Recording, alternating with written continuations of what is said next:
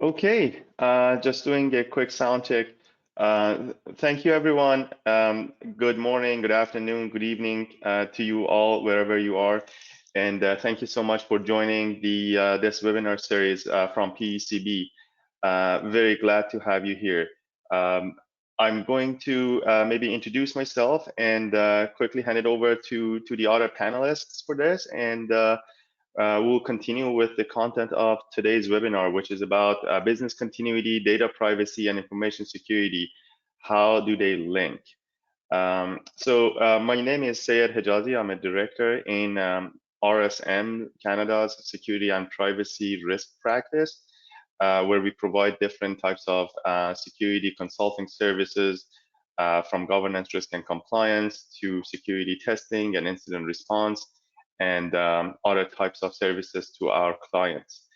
With that, I will hand it over to Renske. Hi, everyone.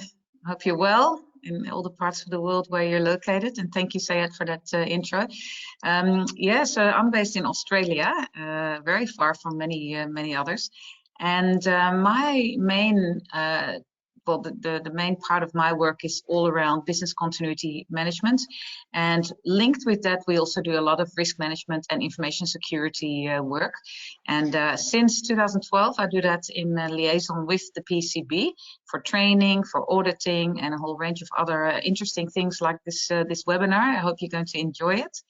And I'll hand over then to Horia to introduce herself.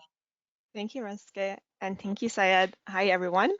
Thank you for being here. My name is Huria Sultani. I work with Sayed at RSM Canada. I lead the privacy practice of RSM Canada, and I'm very excited to be here. Amazing. So we wanted to start today's discussion with a little bit of statistics about the cyber threat landscape and what is going on specifically with the start of since the start of the pandemic. I have some statistics here on the screen, but I also welcome anything from any of the other panelists, my colleagues here. The first one I wanted to talk about is about cyber insurance claims. RSM actually partners with Net Diligence, where we review a great number of insurance claims, specifically the cyber insurance claims, and we make determination of what is happening and where they come from and why. So as you see here, with today's the 2021 report from Net Diligence, 99% of claims, which total in $537 million, come from small to medium enterprises with less than $2 billion in annual revenue. So that really shows, first of all, the magnitude of the problem with cybersecurity incidents, and the fact that many organizations have had to use their cyber insurance policy and claim cyber insurance. Essentially, as you see here, 99% are coming from small to medium businesses, which means that small to medium businesses are targeted a lot. But if you are a larger organization, an enterprise with over $2 billion, don't think that this is not related to you. Don't think that, okay, it's just 1% covering us. The reason actually behind the fact that it's 1% coming from larger organizations is that many of the larger organizations never disclose their cybersecurity incidents, or if they are hit with a ransomware, they're not necessarily going to disclose it, or they are not going to disclose it and use a cyber insurance to cover the costs because of the large volume of transactions here. So again, this definitely shows that a lot of small to medium businesses are being targeted, but at the same time, it doesn't mean that this is not happening to large organizations. In fact, as we all know, it is. We have seen many news and many incidents in the last few months and a couple of years that are targeting larger organizations. So that's the first one. The second one is, again, based on the same report, the average cost of ransomware attacks for small to medium enterprises who claimed insurance comes to around $354,000 US. That is not including the actual ransom payment. That is just the amount that has been paid in order to rectify the issue, to contain the issue, the legal fees, and all of that. So the ransom amount itself is definitely not included in this number. And the last item that is, I think, the most important I want to talk about is 93% of global IT leaders delayed their security priorities when the world stayed at home. That's from Tanium. So that means, unfortunately, the magnitude of attacks became larger and larger, but because of the smaller budget and the fact that people had to prioritize initiatives at different enterprises and organizations, a lot of people, a lot of IT leaders and security leaders had to put security priorities and security initiatives on a lower priority within the list because they simply didn't have the budget or the manpower to complete what they wanted to do. So let me pause here and see if any of my colleagues wanted to add anything to this. I think we're good to go to the next slide. Yeah, fully covered. I just thought I'll add one comment, and that is, interestingly, what you said, Syed, about delaying security priorities, especially new projects, of course. But I actually was, at the moment when COVID started, I was working for a customer, and they not only delayed all the security projects, but they actually decided to lift two-factor authentication for all their home working staff because it was just going to be too hard. And that was actually, in the office, at least you can control them, but you know, it was even sort of a double impact there. You know, staff working from home already on sometimes not secure networks, and then saying, "Oh, don't worry about the two-factor authentication." You know, so yeah, it can be even worse than what you said. That is very unfortunate, but that is unfortunately the reality here. Again, a lot of resourcing issues, a lot of budgeting issues, and as you said, going quickly into remote working mode made a lot of people to make these decisions, which subsequently, as you said, kind of fueled the fire of further incidents. So on this slide, I wanted to quickly talk about some of the trends. Essentially, we just said that there is a lot of cyber incidents happening, different types of incidents, but specific to pandemic. And since the start of the pandemic, what really happened? What we have seen so far is the phishing still being one of the key attack vectors when adversaries are targeting organizations. So phishing, nothing to do with pandemic, right? Phishing is an attack vector. These emails that try to essentially quote unquote fool people are still around. Nothing new about that. But the attackers are taking advantage of the situation within pandemic and trying to send emails that look more related to pandemic.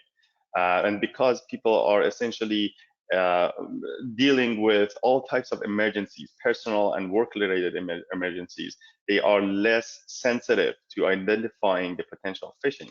For example, a phishing email can come from, may look like it's coming from, government organizations or your employer's health and safety leaders, or coming from law enforcement and saying, hey, there's a new regulation, for example, around vaccination or around lockdowns, and essentially making people click on it because of the urgency of the matter.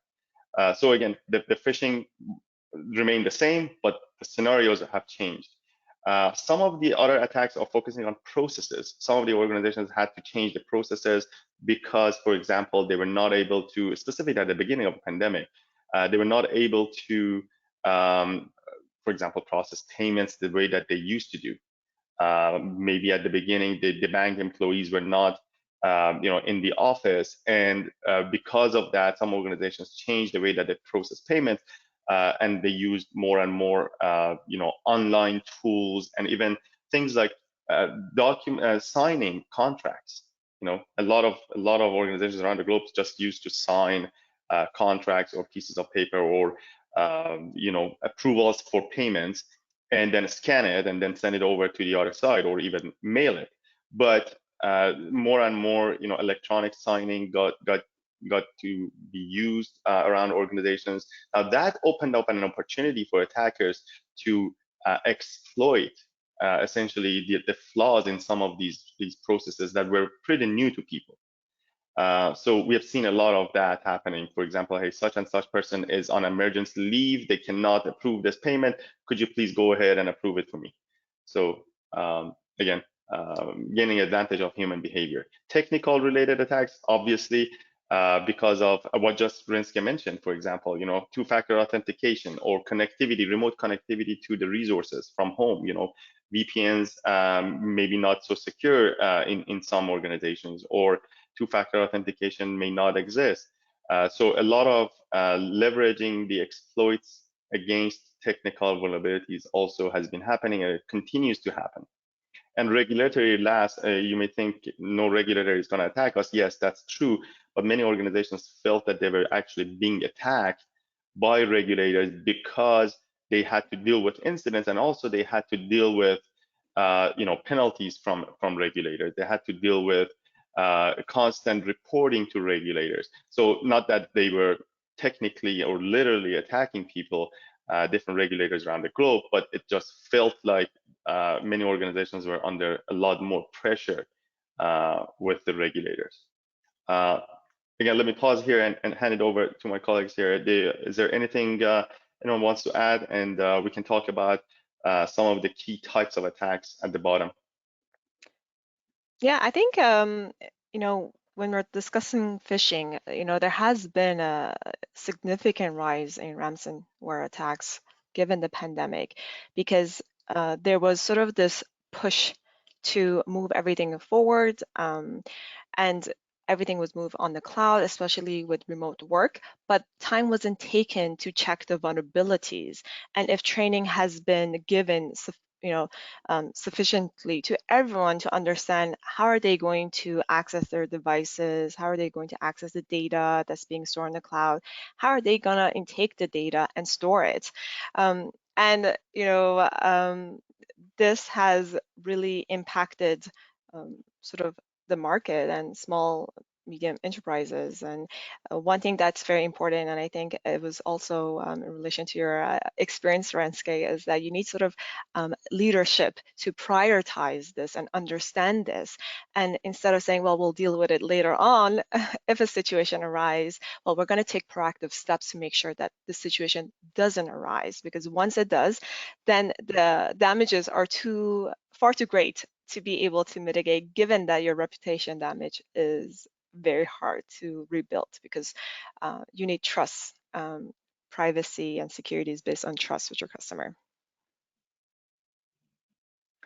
Yeah, thanks for that, Horia. I will just add one quick thing about the ransomware attacks that you said is on the rise. There is definitely the number of ransomware attacks that are on the rise, but also again, starting with the pandemic, we have seen a change in the way that the ransomware attack groups are operating. It used to be a wide net being cast, like I'm trying to send this more like generic ransomware malware into the wild, and I'm hoping that many people will click through phishing or whatever other attack vector. I'm hoping that people will click. I don't know who's going to click, and I will just collect money as much as I can. But now we have seen, as many of you have seen in the media as well, there is a growing number of ransomware attacks where the attackers are actually staying in the environment for larger period of time, for months and months. They are targeted. They are much targeted. They are actually having access to your financial statements, your bank statements. They know which bank accounts you have. And now this is like the mic drop at the end, where they now unleash the ransomware, but they know how much exactly you can pay. They know who can pay, who can approve. So a much targeted approach. That's unfortunate. And yeah, with that, I'm gonna leave this slide and move to the next, so we can essentially talk about what is it that we can do now that looks like the sky is falling. Is it actually falling? It is not. It's like that constant battle between the adversaries and organizations. Yes, the attacks have been growing. The number of attacks have been growing. Also, the types of attacks have changed, but really nothing has changed with respect to the security principles that would prevent these attacks and that would prevent you from being a target. There are a number of very obvious steps that you need to take. I will always start with, what is it that I should do? I would say, know what you have in the organization, because you cannot protect what you don't know. Know your assets. A proper asset management practice is unfortunately something that we keep saying that is not in place in many organizations. Know your assets, IT and information assets, both, the tangible hardware and software and data. Know your data, know your assets. Otherwise, you're not going to be able to patch your vulnerabilities. Otherwise, you're not going to be able to respond to incidents that impact those assets. So I will definitely start with that. Have monitoring and detection capabilities in place. Is that changing? Yes, potentially. There are different tools now available that can help you with, tools such as endpoint detection and response, EDR tools, or now we have the new flavor of it by the vendors called XDR, the extended version of it, which can do more. Yes, they are going to help, but I would go back to the principles. What are they helping with? They're helping us monitor and detect. If we don't have a process to monitor and detect and investigate the incidents, these tools are good for nothing. So I'll start with that. But definitely, I wanna make sure that organizations are having an incident response plan in place. Definitely a business continuity plan and IT disaster recovery plan in place, because again, these are the basics. Now, definitely something that has been on the rise since last few years is cyber insurance. Is it going to help? Yes, absolutely. But again, make sure that the amount of your premium and the amount of coverage and all that is really corresponding to your risk level, right? So I think that is also very important. One more important piece in terms of how you're going to prepare and what you need to do is communications. I cannot emphasize enough on how important the communication becomes when it comes to cybersecurity, as a whole, but also with respect to responding to incidents. Communications with legal teams, with public relations, with your adjacent groups and functions within the organization, and definitely with your peers, with the law enforcement. All of these pieces of communication is going to help you stay abreast of what is going on and maintain those links to be able to respond with agility. Okay, so that is definitely another point that I wanted to make here. And I guess the next point I wanted to mention that is related to some of the other topics that we want to talk about is having a plan for rehearsing and exercising all of your other plans. I have an incident response plan. I have a business continuity plan, a disaster recovery plan. Am I testing it properly and exercising it properly? So these are, I think, the key items. There is a lot that we can dig into for any of these, but from my standpoint, that's what we have seen lacking in many of our clients. Anyone else from the Yeah, I panel you think want to add? one important one is a privacy policy, an internal privacy policy and an external privacy policy. Your team, your employees need to understand what is your practice internally for the data you collect and the data you store, who has access to it, is access based on roles, who manages that, what is sort of the communication with the IT department or the individual who manages that. And everything that Syed said, all these documents, all these plans have to be, either sort of referred to or explained in the privacy policy. It's sort of like the holy book for your employees and for your organization to ensure that first of all, you know what the type of data you're collecting. Do you need to collect that data? And how is that data sort of moving around in your organization, and who has access to it? And when I say external privacy policy, you need to also be able to explain to your customers, what type of data are you collecting? How are you going to, make sure it's protected? What mechanisms do these customers have that they can use to get access to the data that they're giving you? Or just bring up a question. And one thing that, aside from that I would add, is also having sort of individual or department that oversees this and can work with compliance, with legal, with IT, to make sure that everything goes smoothly and everybody is aware of every plan that exists internally, especially if you're a big company. Sometimes a miscommunication can happen and people don't know, and I've seen this many times through all the privacy audits and discussions I've done. Other departments don't know that there is a incident response plan, or if they do know exists, they don't know what's in it. So how are they going to implement it, and work with their departments if they don't know what's in it? Yeah, sounds good. Thank you, Horia. Now let's go to the next one, which is I think what Rinske is very well versed in, and that's about IT disaster recovery and the business continuity plans. Rinske, please. Thanks. Yeah, very interesting array of topics that we're already covering here, and you mentioned a few interesting things just now also, Horia. Look, I often get confronted with the question being, well, we'll just move everything in the cloud because that means that we don't have to worry so much about, well, the DR, disaster recovery, even the security. It's now going to be someone else's problem, right? So that cloud supplier, we'll just sign a contract with them, service level agreement, and they'll manage all of these problems, and it's going to be out of our way. Because when it was on premises, all these systems, we had much bigger headaches. And so what people, I think, forget is the cloud is just someone else's computer. You now have, if you move things to the cloud, you actually have less control, for example, over the staff that actually work with those computers, with those big servers. And we think, the big names, those big IT companies, the big cloud providers, they will never go down, and they have the best staff, and they have the best systems, and they have the best investments.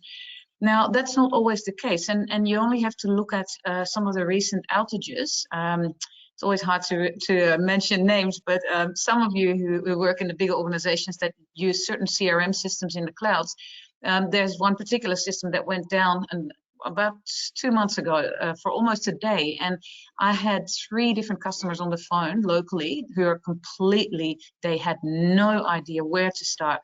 Like they didn't even have manual workarounds anymore, because everything was, we'll put everything in one basket, right? We'll put it all in the cloud. The same with some of the data hosting providers and the cloud providers that actually hold various environments of some big organizations. And I've got quite a few of those clients that have and their production and their disaster recovery and their development and their testing environments all sitting with a cloud provider. So only one compromise on their login is required to actually wipe out all those environments that were supposed to be backups for each other to a certain degree. So the cloud is not the magic solution. It's certainly good for certain problems, but for example, you're now far more reliant on your network connectivity. So any compromise, whether it is an accidental downtime or a intentional kind of attack on your network, now is going to give you no connectivity to that cloud service. So your network dependency has become far bigger.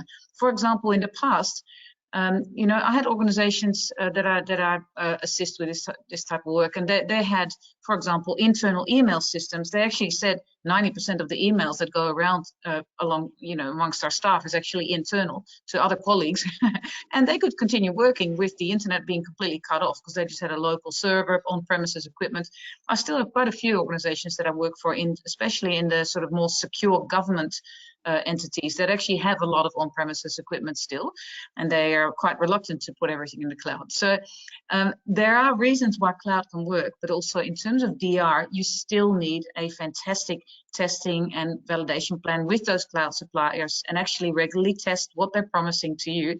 And at the very least, even if you don't have a fabulous ITDR plan, have at least really well documented manual workarounds, and actually have that business continuity plan in place that doesn't rely on more equipment, but actually relies sometimes, well, maybe not back to pen and paper, but similar to that, And if that cloud supplier is down, what's your alternate workaround? So it's important not to just rely completely on those so-called magic solutions. They're all, vulnerable to a certain degree as well. And feel free to add, Syed and Horia, maybe you guys have some horror stories of cloud suppliers with security issues and people really being vulnerable. I don't know if you work with those. Yeah, I think one thing that I would add, and it falls more like within the privacy sphere, is that, if you're going to work with a vendor, do your due diligence, right? With the sort of the contract you have with them, ensure that you have, clauses in there that's the standard for the security practice they need to have, the privacy practice they need to have. What is the mechanism of you transferring the data from your side to them, and then ensure that you state that you're going to be doing spot audits, or randomly ask for their manuals to check to see what the process is like. And by taking these steps, you ensure that you are working with someone that is having high privacy and security standards that holds you secure as well. Because if you're the one who's collecting the data, it does come back to you as well, if something happens with the vendor. And this falls within sort of different privacy regulations. So it's very important that you take that additional step. Make sure you do your vendor assessment before you engage with them. Yeah, and as I said, include their hiring and firing procedures. Do they do any background checking on their staff? Because that's what you might do for your own IT staff, but how do you know that that's applied there as well? So that's all about due diligence, as you're saying, Aurea. So yeah. Can I get the next slide, please? Yeah, so this is another big frustration that I get thrown at me. BCP, DR, risk workshops, information security workshops. It's like, how can we still turn up with the business units and say, oh, we've got another workshop. We've just had the privacy workshop yesterday. Guess what? We're now going to talk about the business impact analysis and the risk management strategy. So the business divisions that you need these requirements out of, they get a bit worn out, I think, by now, with all of these topics that are being thrown at them. So what is the magic solution there is I think to really try to first understand as a facilitator, and just like having heads together like we have in this webinar, some privacy, some security, some BCP and DR people, first getting their heads together and saying, what are the top 3 things for these topics that we need out of these business divisions that we're going to invite to these workshops? And keep that really concise, have those workshops combine a number of topics, because what those business people are venting to me is that, they've just told all these information security people all this stuff, and now there's a risk workshop, and they're going to have to talk again about their key priorities and their key risks. And the same with the next BCP workshop and the business impact analysis workshops. So what the idea is that as experts in the organization, you try to really make that workshop format in a way that you're tapping into multiple topics with that group of business people, because it's hard enough to get them engaged for any of these so-called, show-stopping kind of topics that we're talking about. They want to sell products. They want to get the marketing new services out there. They don't want to think about the what ifs and what can go wrong, And so same with senior management, what Syed was saying earlier, to try and engage those people in these protective kind of practices is not easy. So with these workshops, how I always tend to kind of picture it is, risk is the overarching kind of process. And then within there, you might have certain risks that are related to information security and privacy. So it's like a subset of the whole risk management arena. So your risk workshop can have a focus session which focuses on those information security related risks. And then in another dimension, in that risk management scope, you also talk about a number of items that are if all the preventative controls haven't worked, what is then the plan? And all these preventative controls, even for things like ransomware, I mean, I don't know, 8 years ago, who had ransomware in their risk matrix, you know, who had preventative controls or even the understanding this thing could happen. Nobody even knew it was a risk, you know, so especially with information security and privacy related risks, we don't often even know what is around the corner. So it's better to have plans for also if it hits the fan and all those preventions haven't worked, or you didn't even know what might be around the corner, look at the impact and say, what plan do we have? Which is business continuity. So these 3 topics, actually, what I've just tried to summarize in a 2-minute summary, actually is the scope of one workshop where you can get a lot of information from different business units, where you're only going to bother them once with all of this and try and get a heap of that, you know, sort of effectively and efficiently out of them with their business knowledge involved, etc. So yeah, and I think one other sort of thing to mention there is,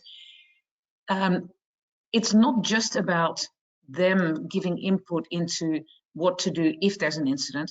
They also know what are the sources of risk.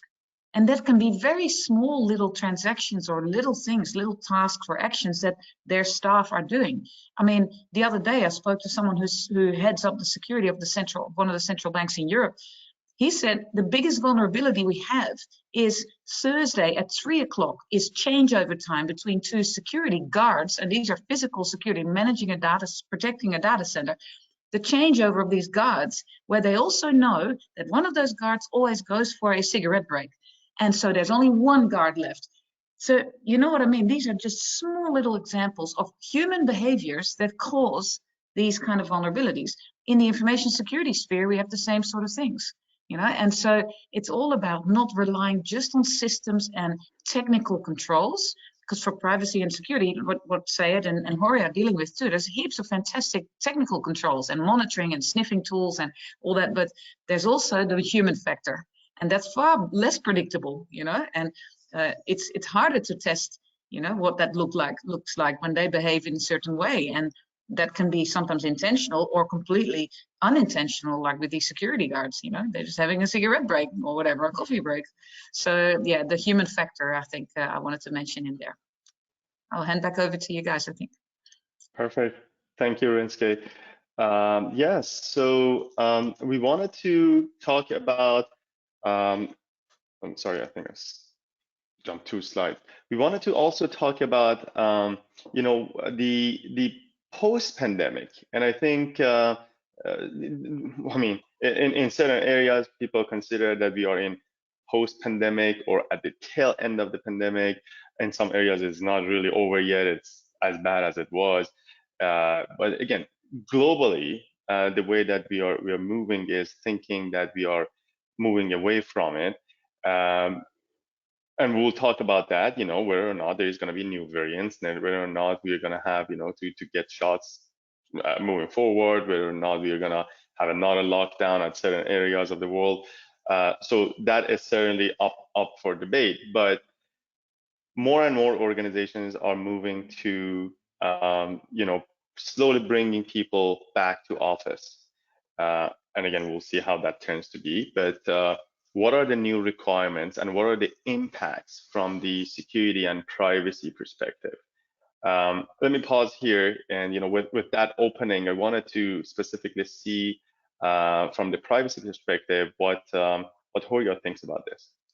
Sure, thanks, Syed. You know, new developments have happened and they're going to happen, specifically with new technology and applications being created. And, you know, I think we're all aware there's a discussion of vaccine passports. Some jurisdictions have implemented it.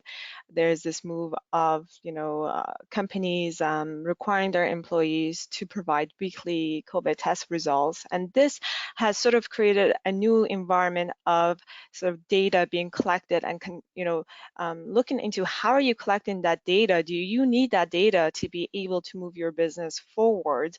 And if so, how are you going to sort of get that information out to your employees? And we come back again sort of to the privacy policy as well. Is very important. But if you are going to sort of, you know, implement a vaccine passport, you know, or even use one that's available by the government or by a third party, do sort of due diligence, look into what sort of security mechanisms are in place with this app? Can you rely on it? Is the data being collected only used for intended purposes, meaning that you're just going to see if this person has their vaccine and you're not going to sell their data, or that company is not selling the data of your employees or anybody else? If you're going to be taking in test results from your employees, where are you going to store it? Who's going to oversee this? What security controls are you going to put in place? Are you going to do a privacy impact assessment? Which I hope you are going to do a privacy impact assessment. Very important, these elements.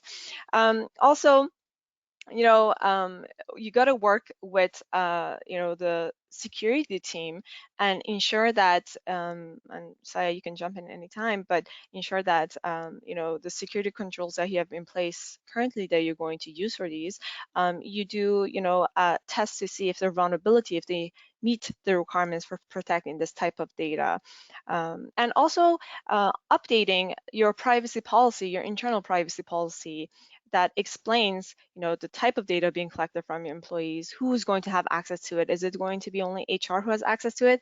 Is employee managers going to be able to have access to it? That's very important. Role-specific access is something that you need to have a discussion about and have an answer for. And then, monitoring. How are you going to monitor these? Be it vaccine passports or COVID tests or any new development that comes out of sort of the post-pandemic world we're in. And with this, you may need to look and see if your organization has an individual or department in charge of overseeing these developments and making sure that your company is on the right track with using these developments or engaging in interactions that are using these developments. And then pass it on to you, Syed or Renske, if you have any inputs on these. Sure. Renzi, I'll add a quick, point to what Horia was mentioning, and I want you to please also share your thoughts on this. But I'll just repeat, Horia, what you said. From the privacy perspective, definitely there's going to be a change in terms of how we deal with this type of information. But again, going back, whenever I talk to my clients, one of the first questions that I ask is, what type of data do you process, and what potential regulations apply to that type of data? Many times, for example, you can guess many organizations are not dealing with any PHI, any protected health information. But all of a sudden, that organization that never dealt with any protected health information is now processing PHI because they are simply in possession of proof of vaccines or COVID test results or whatnot. That is definitely considered a piece of health information. And so that mentality has to change. We don't care about that type of data. Now you do have to care about it. And as you mentioned, Horia, where are you storing it? I have seen firsthand many organizations, and sorry, let me take a step back actually. There is two ways that organizations can get involved in dealing with such data. It's either for the employees, you're coming back to the office, you need to be vaccinated or this or that, or for your customers. Many of the small to medium businesses specifically consider, you are a car dealership joint, or you are, any other type of business that may require people by law, may require them to be vaccinated or show proof of negative test results when you want to provide services to them. So it's either for your employees or your customers. Now all of a sudden you're dealing with, and I have seen again firsthand organizations that wanted to provide service to me and they wanted to see some sort of proof. And there was this employee at the door that is taking pictures of whatever proof I have on my phone, and they're taking pictures with their phone of that proof. So all of a sudden, it's that same thing that you mentioned, Horia. Where are you storing this information? Now, my protected health information is ending up on a personal device of an employee who's been standing at the gate. I don't know what's going to happen to that device, right? Mm-hmm. So that is, again, we need to start thinking about that, because unfortunately abusing these situations, as we saw and we spoke about it, from the start of pandemic, people have been exploiting these new processes and will continue to happen. So what is it that you have to do? Let's start thinking about it in advance so we're not dealing with another wave of attacks against this type of information. Renske, what are your thoughts? Yeah, well, of course, the whole world has changed in that regard. We're so fast moving in the sense of even assessing what is sensitive data, what can be shared, how quickly. I mean, even the speed with which some of these applications are being developed to quickly put out a vaccine passport or anything like that. The other day I heard they're already for sale for $200 or something, you know, and they completely look completely valid. So yeah, it's a massive risk, of course. Yeah, and when it comes to people's health and well-being, it's a serious concern, you know, and especially because there's such a massive knowledge gap as well in the normal individual, you know, and I'm talking, and I'm not saying certain age groups are more vulnerable than others, because there's people who don't use IT properly and securely for their entire life, you know, but it's certainly, you know, there's people walking around with those apps and things, and they're sharing, you know, like, and they're getting requests and links in their SMS and all that, and they click on things, and you know, people have completely lost, you know, I think the overview, and they're all now being forced, in some countries at least, to have all of this digitally. Whereas in the past, they walked around, for example, with one of those little yellow booklets to say, I'm vaccinated, you know, those little paper-based things. Now, even the elderly and people who've never used computers before, they're all walking around trying to understand, you know, on their mobile how to scan these things and QR codes and all this. And security is just something they haven't grown up with. So yeah, the awareness alone is a serious problem. Yeah. Just to add on to the discussion, back to your point, Syed, when you were talking about the photos being taken of the vaccine, it goes back to one of the principles of privacy. Do you need to take that step? Do you need to hold on to that data? Because if they're coming in and going out, you don't need to store that data. And that's why it's very important to have a privacy policy internally that are based on privacy principles and foundations. And something that you also, you know, all organizations need to be aware of, other than the developments in applications, is a constant development in privacy law and regulations. And they're constantly changing and new ones are being developed. So it's very important to be aware and knowledgeable about the sort of requirements, legal requirements you have when it comes to the data that you collect, you store, and you share and process. So this goes back to the point of it's important to have a department or individual that oversees this to ensure the success of your company and making sure that you're taking the right steps when it comes to these applications and new developments. Perfect. So there's one other point that I think is going to be a very important, but sometimes maybe, I guess, a little bit overlooked. Well, I'm wearing proper attire right now. I have long pants, but many of us have seen, and you know, we understand that habits have changed. And you know, I may be wearing this blazer here, but you know, I may have different habits that are developed during the pandemic because of work from home model and all that. Rinske, is there anything you want to share with respect to, you know, the habits that we have been developing?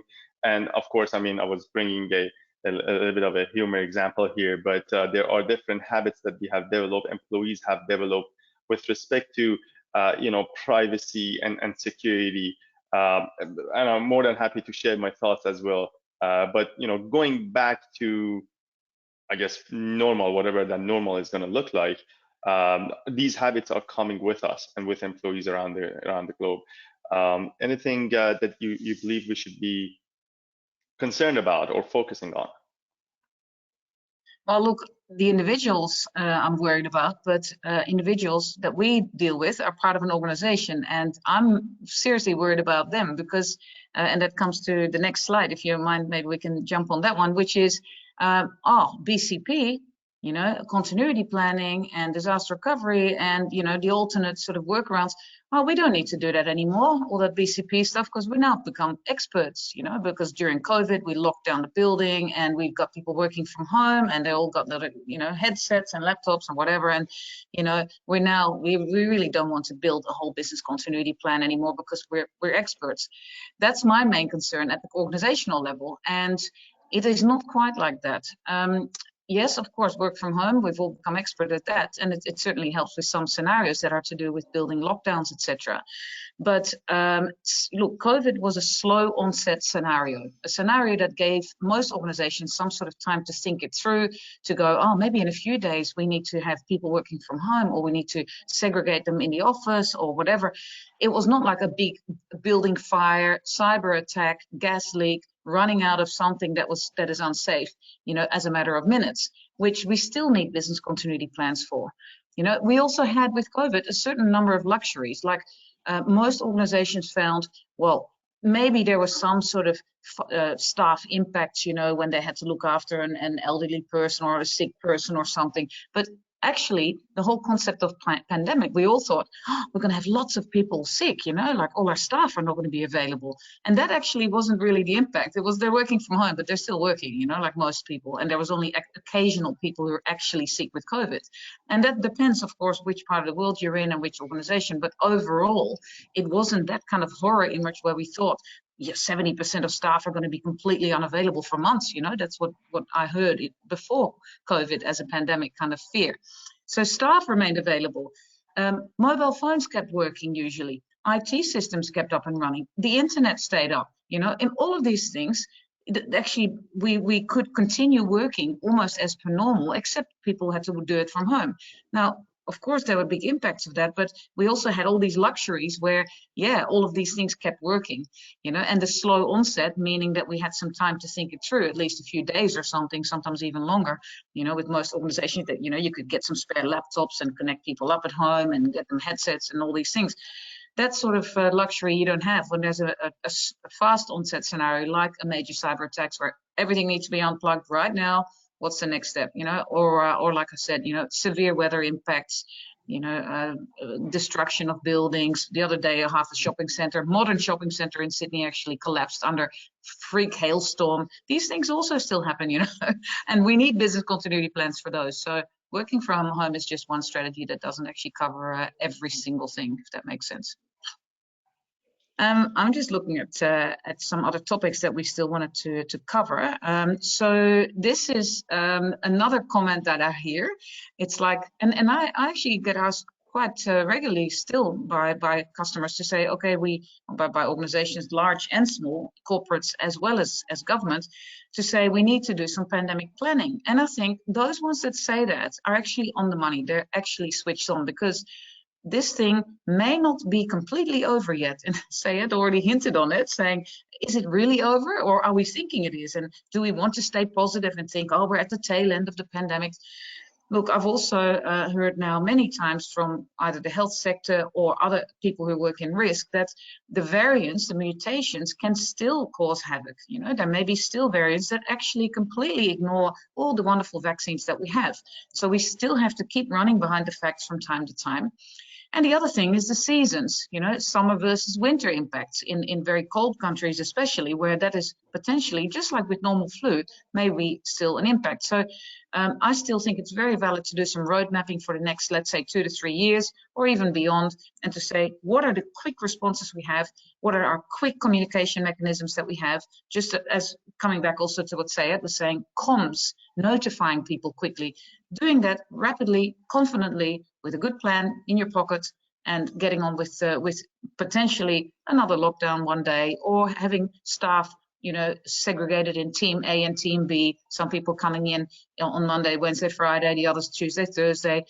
Having a COVID case in the building, no matter how much vaccines and everything else we've done, that's a plan that I'm actually making with 3 organizations as we speak, because they still say that would still be a major impact, because we're not protected 100% with these vaccines, so there's still scenarios that we have to think about. And thank goodness we've built up some confidence and some knowledge now on how to deal with them. But let's not throw it all in the bins, as in, oh, pandemic is over now. I think that's the tendency, is that people want to start celebrating and forget all that bad stuff that happened. And but actually we should really take these lessons learned and make them part of our ongoing business continuity capability. And yeah. That's how I think. But you guys are in a different country. You're in Canada. Maybe it's a whole different atmosphere there. But I'm just telling you, in Australia, Yeah. we're all looking forward to celebrations, you know, and nobody thinks about the We risks. look forward to that as well, Renske, but I think the the only thing that changes for us Canadians is that cold weather that you just talked about. But just you know, kidding aside, yes, absolutely, that is also the atmosphere here. But I think, as you mentioned, there is rightfully some of the organizations that are still thinking of, okay, we are not done with this, and we got to be planning for the next phases of whatever that phase is going to look like. Whether it's actually going back to normal as in like 5 years ago, or whether it's going to be continuing, we need to be prepared for all of that. Yeah. Okay, that was great discussion. Thank you. So I think this is going to be we want to make sure that we leave a little bit of time for the Q&A. So I'll make this one pretty quick from my standpoint. The issue is what we have seen specifically with the small to medium enterprises is that we have an incident response plan, we have a business continuity plan, we have a privacy policy, but we don't understand. It's like pages and pages, and there is a lot of technical verbiage into it. It's convoluted. We don't know where to start. Someone came here, whether it was an employee of us or a consultant, they developed this for us. Why I don't know where to start. I don't know what to do with this. So what is it that you really can do to understand, simplify it for your employees and stakeholders, and actually get it off the paper? Any of these plans, and I'll talk specifically and very quickly about incident response plan. I would say a few things. First of all, make it simplified, as simple as possible. You can have a lot of appendices, you can have other related documents, standards, policies, guidelines, whatever you want to call them. You can have related documents that are more technical in nature and in depth, like, for example, incident response playbooks.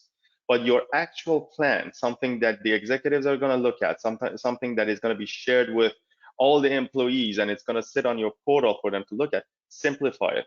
Make sure that the steps are understandable. Now, again, you can expand on any of those items when it comes to technical stuff, but simplify.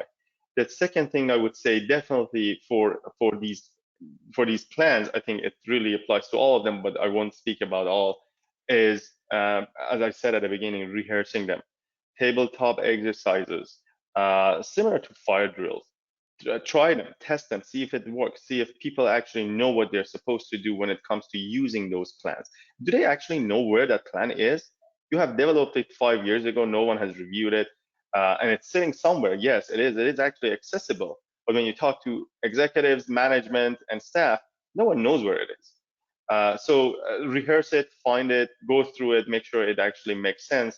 And lastly, specifically for incident response plan, make sure that you have access to the right skills.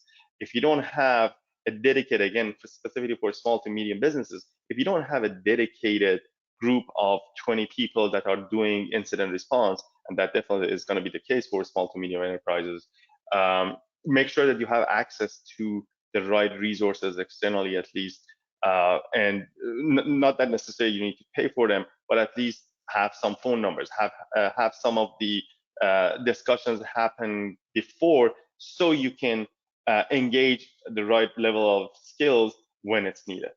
I'm going to pause here and have Horia and Renske also add anything from BCP and privacy. Yeah, so I'm going to echo what you said, Syed, when it comes to privacy policy. Keep it simple. When we talk about external privacy policy, try to, tell the customer very simply what type of data you're collecting, why you're collecting it, where is it going to go, and how can they sort of find answers, or who can they contact for answers. And there has been actually this sort of events, situations where these privacy policies have been very technical with a lot of legal words, and the regulators have actually penalized these companies because it's so technical that a person doesn't understand, or they're not going to put in the effort to read it because it's very long and technical. So you're doing sort of a disservice to yourself if you make it more complicated. It may seem like it's a better policy if it's complicated, and there's a lot of legal terms, but that is not the case at all. Easier for lawyers as well to make it simpler. And then internally, make sure that the policy is internal privacy policy is one where, as an employee, when I look, your employee looks into it, they can figure out what is the steps they need to take, sort of what is the cycle that they need to go through, and they shouldn't go through pages and pages to understand who do they contact if they think that there has been a security breach or something has happened that shouldn't and it's not common practice. Maybe make a diagram. So try to break it down as much as possible. Condense is better than having it very long. It doesn't mean that if it's long it's better. Review it annually, your internal policies and your external policies. Have someone, a team, internally or externally, to keep you up to date with the regulation changes and the new developments.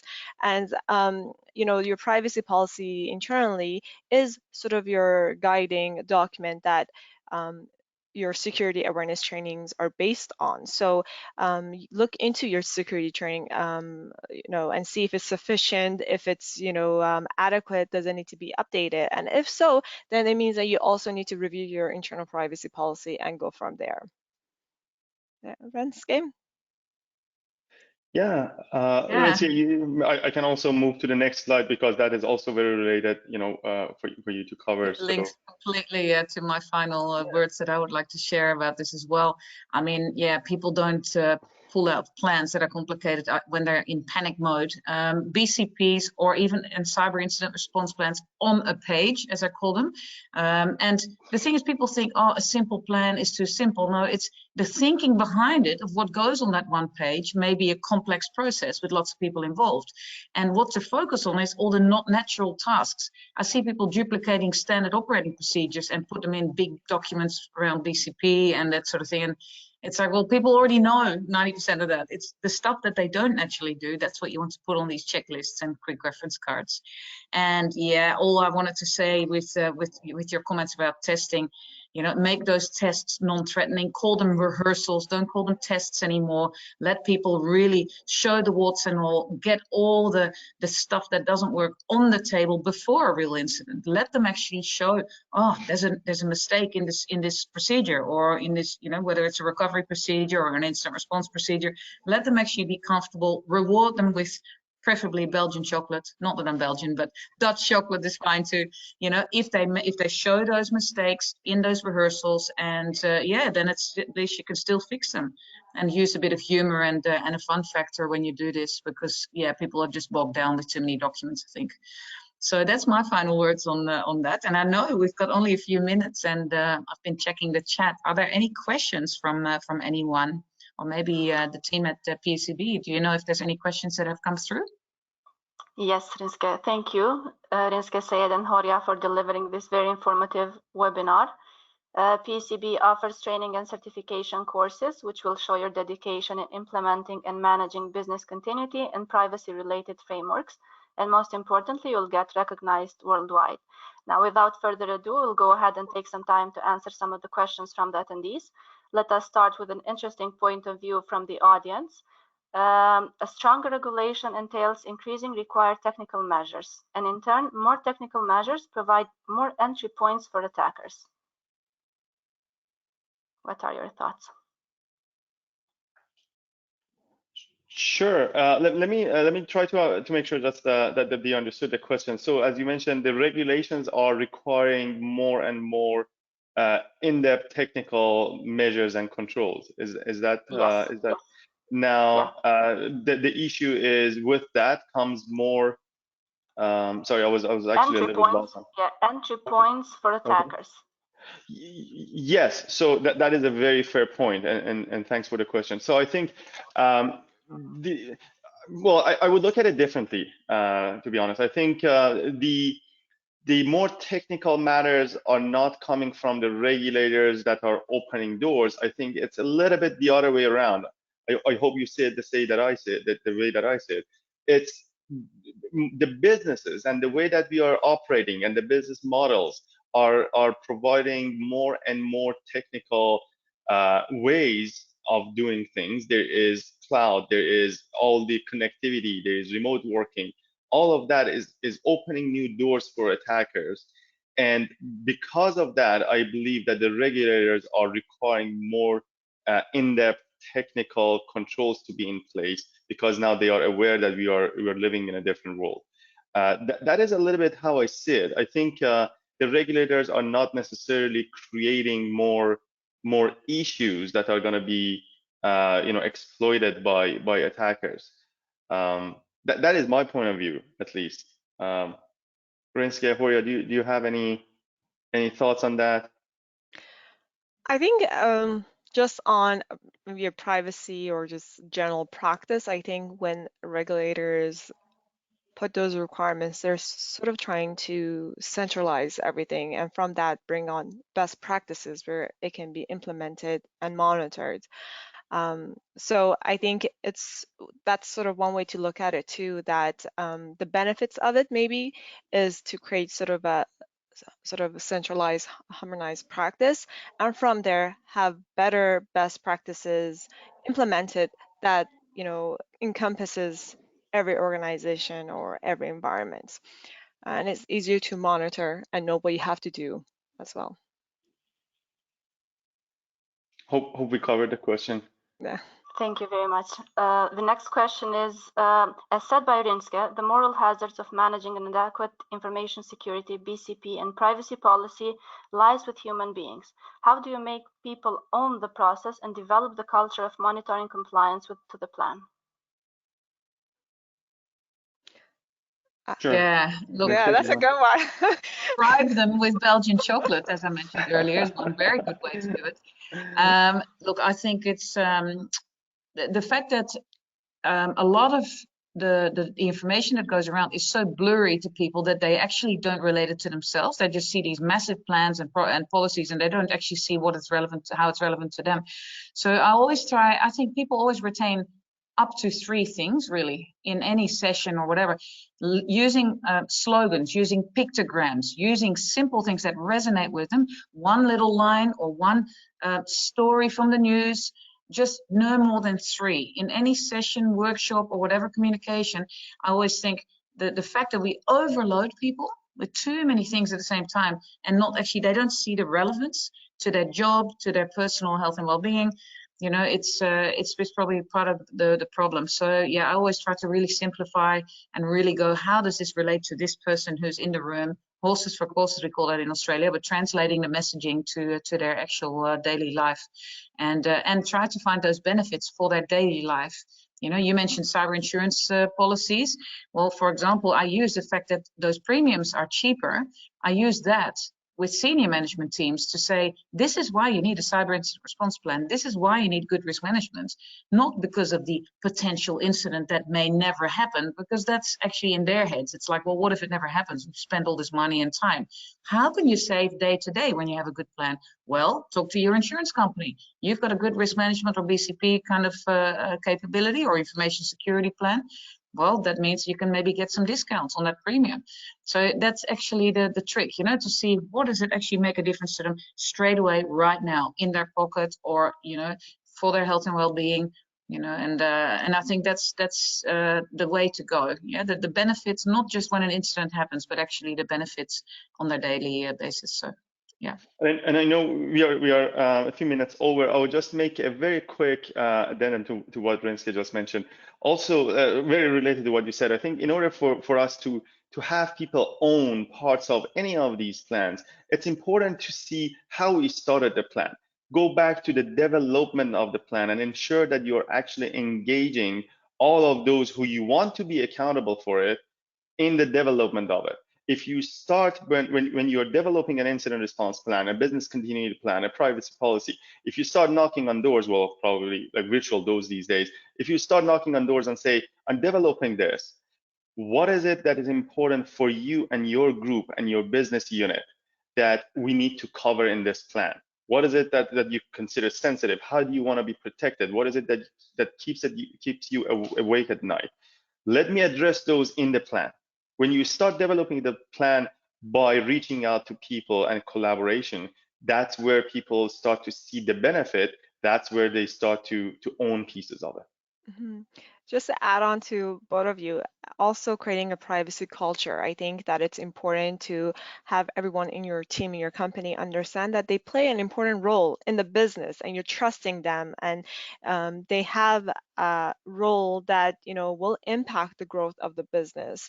And from there, create a privacy culture where everybody understands the importance of understanding what data you're collecting, how you're storing it, and etc. And with privacy culture also, there's a security culture too that you can create that starts within your security team and grows to all of your all your departments in your company. Thank you very much. We'll go ahead and answer one more question. Majority of the organizations are transitioning to mobile devices and access company data because of convenience. What are the controls that we can implement in order to prevent employees disclosing proprietary information? Okay, I'll jump in for this one and then later on. So there's, two different ways, or I guess two different matters or processes you can take. One is the legal side. So obviously, look into your contracts and speak to your legal advisors to enhance your NDAs and everything. The second part is creating a procedure, creating a policy for remote access, remote devices, procedures for logging in, for logging out, where to use the devices, giving them guidelines on if they're going to, work at a coffee shop, how are they going to ensure that the network there is secured, make sure that their devices is not left unattended, maybe have little tests put in, like monthly or check-ins with them to see if they're aware of the policy, putting the policy to practice, even update your security awareness training for your new hires as they're coming in, to understand the new requirements. And I'll also add two quick points to that, and thanks, Horia. The points that I will add is from the technical standpoint. I would definitely encourage everyone that's issuing corporate, mobile devices or have some sort of a BYOD, bring your own device policy, to have a mobile device management or MDM type of solution in place that would enable you to manage the mobile devices, that would enable containerization of personal versus work-related containers, right? You may have seen many of, there's many in place now that I'm not naming, any of the vendors, but there is a lot going on with the mobile device management. So definitely implement the mobile device management tool, and also implement within that tool the related policies. For example, a minimum length for the password, or for example, not allowing the copying of files between the work container and the personal containers. You should not be able to save a company related document onto your personal side of mobile device. So that's definitely one thing. And the last thing I want to leave it with is making sure that the people are aware of those processes in place for reporting potential lost or stolen devices, because that is also a key. If people feel comfortable approaching their employers when they have lost or they are experiencing a stolen device, then they will do that. So making sure that they are obligated to do it within minimal delay or as soon as possible is going to help you do remote wiping. It's going to help you do proper locking of the devices and the related accounts. Thank you very much. The only thing I want to add is, again, instead of using a police approach, which with a recent client I had, we actually changed completely what they were doing. They were actually technically policing a number of things, like certain websites that staff couldn't access, or the use of USB sticks in their drives. All of that can be technically controlled. But what we actually did is, let's actually open it, monitor it, and then in quiet, private, gentle way, go and talk to those staff members who are actually breaching, those policies, because they're suddenly technically able to, but actually using a conversation to then really make that staff member understand what the risks are. So, because otherwise, if you're just blocking every single way, you know, that certain websites and ports and whatever, you still don't know what people actually were trying to do. You know, you might see some failed attempts, but you still don't know the story. So we actually changed in terms of privacy culture as well. What Jorge was saying, changing culture requires those people to be shifted, and those people can be every staff member. So yeah, that was interesting. And yeah, the other thing is technical controls. People come up with very smart ways to circumvent them. You make passwords longer and more frequently to be changed, then there's more sticky notes under the keyboards with all the current passwords. So, you know, the more complex you make it, you're also going to, you know, what do you call that, shoot yourself in the foot by people then becoming very creative to try and circumvent that. So it's finding the balance and using a bit of humor along the way. I think that's the trick. Okay, thank you very much for presenting today, and thank you everyone for attending today's webinar. Please be informed that this session is recorded and will be posted on our website and YouTube channel along with the slides of the presentation. Until next time, stay safe. Thanks, everyone. Thank you. Thank you very much.